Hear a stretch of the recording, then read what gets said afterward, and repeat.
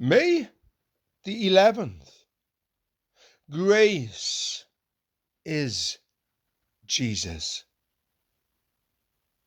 On the evening of the first day of the week, the doors being shut where the disciples were, for fear of the Jews, Jesus came and stood among them and said to them, "Peace be with you."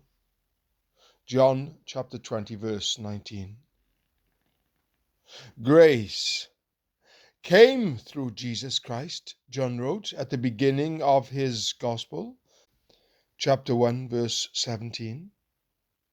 Ultimately, grace is Jesus himself coming into a situation of human need to speak a word of love, coming in person to save people who are in need and distress. The disciples had disastrously failed in their discipleship. They had said they would stand by Jesus, but as soon as the troops came to arrest him, they had run away. And Simon Peter had passionately denied that he knew the Master. Now they were scared, for the Jews had disposed of Jesus and would no doubt be after them now. So there they were, guilty and panicky, huddled behind locked doors for fear of the Jews. I believe many people today are running scared with bad consciences.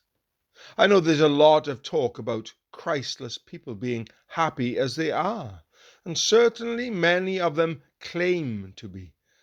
But I don't think their feelings necessarily match their words.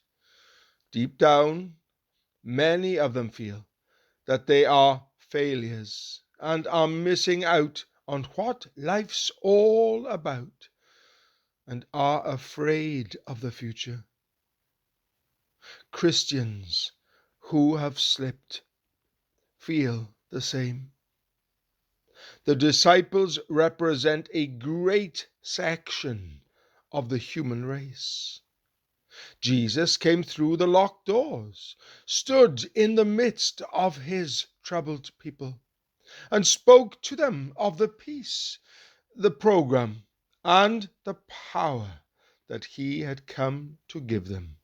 Chapter 20, verses 19 to 23.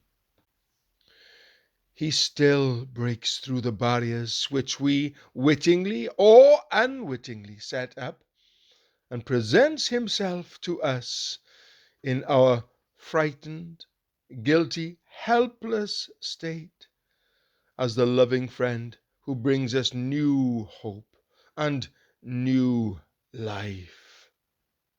And that's the essence of grace.